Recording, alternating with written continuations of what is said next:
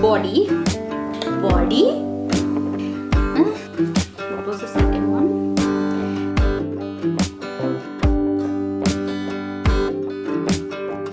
Hello everybody and welcome back to my channel Alive to Tell a Tale. My name is Sharmishta and today I am back with another video. So for those of you who are new, we're in the middle of our new series called Getting Back to Ireland with a question mark. The first part of this series was about giving you a quick rundown of the avenues I created to help aspiring students, be it about accommodation or consultation. I will give you a quick rundown of all of that towards the end of this video, so stay tuned. In the second part, we talked about re-entry visa and the evolution of re-entry visa. In the third part, we talked about the graduate scheme permission letter. What does one do to apply to it by themselves? And in this part, we're going to talk about graduate scheme permission letter, what one has to do if they have to hire a consultant to do this for themselves, as in a paid service. So if this is something that you have been considering for quite some time now, watch this video till the end and you will thank me later. So let's get started. Now, in the first place, why does one have to consider doing a paid service? For be it extension of their visa or for their re-entry visa or for taking help with job search or to even redo their CV. It's because an expert will add some value to your application that you might be missing on. For example, only an expert would know how better to crack the ATS system to land your CV to an HR, a human resource. Or for example, only an expert would know how better to present your case to make it more considerable when you're appealing so that your chances of getting approved increases. So here's a quick checklist that you might want to keep in mind when you are trying to make an informed decision and understand if it's worth paying the amount for a paid service to a solicitor or a lawyer or a consultant or a consultancy. So here we go.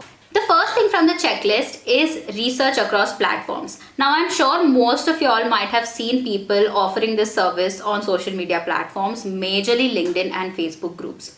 Now some people do it under the table. I would not encourage that. I would really recommend you to go onto all the platforms, go onto their website, see what all services are they offering. Is it just this one single service of extension of the visas, or do they also offer redoing the CV, helping you with jobs, or any more services or not?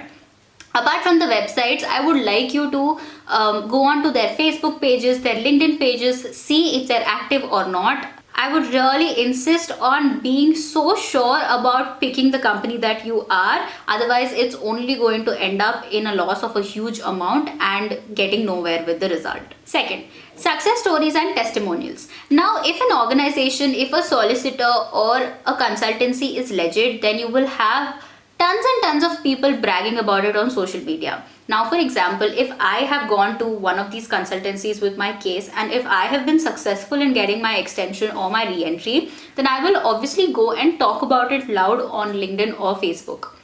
So if you are seeing many people actually put out their testimonials, their experiences with that consultancy, tagging them, thanking them, giving you a detailed insight into the whole process as to what was their problem, how long did it take to solve, how much did they pay for it, and how happy they are with the outcome, then that's your best bet. Number 3, investment.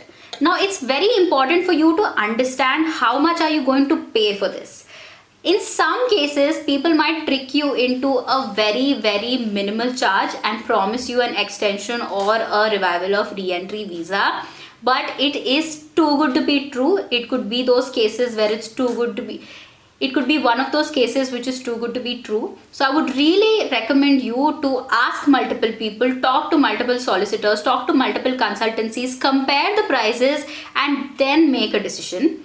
It's important to understand how much money you're giving in and how much are you going to get back. Is all of it going to be used? Are you going to get a refund if it does not work out or not? If you don't get a refund, then how much money is going to be deducted from the total amount you've paid so far? It's really important for you to understand the amount of investment you're going to give into this. It's not just time, it's also money. It's not just money, it's also time.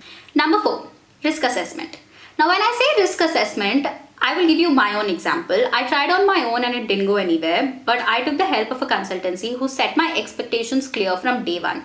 My case was one of a kind, and very, very rarely do people get approvals and permission letters on my case. So the consultancy made sure that they told me from day one that there are 50-50 chances of me getting this approved or not.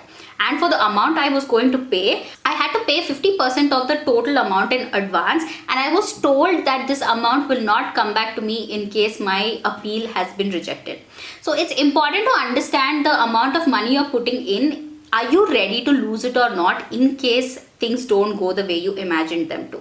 So assess your risk. Are you ready to lose that money in case things don't work out or not? And then make a decision. Last but not the least, what is your expectation? In terms of getting approval or rejection, you have to be ready for the outcome.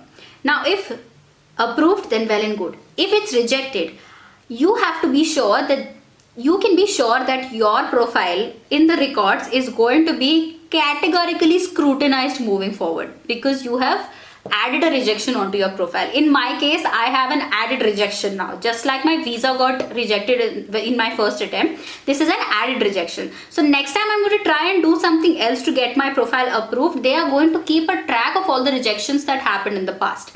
So lower your expectations. It is going to be very hard. Be sure that it's going to take way longer than you're imagining.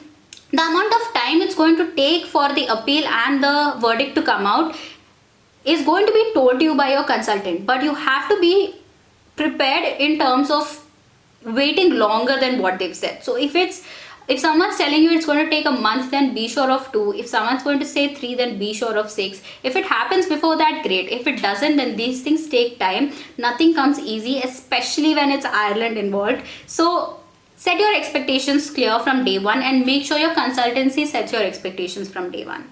If you keep the above 5 points in mind, I'm sure it will help you make an informed decision, and I'm sure it will help you understand if you even want to give this a try, or you just want to continue applying for it all by yourself through your personal email ID. Now, like I said earlier, I tried to do it on my own and it didn't go anywhere, because of which I hired a firm for myself. Now, what firm it is, how much did I pay, where do I stand in terms of the process, did it get anywhere or not, did I get the verdict or not, all of this information, I thought it will be a little too much. But if you guys are interested to know my personal journey, then please let me know in the comment section below, and I would be happy to share. I'll be ready with a formal document and reading it out for you guys, just like always. Quick rundown on avenues.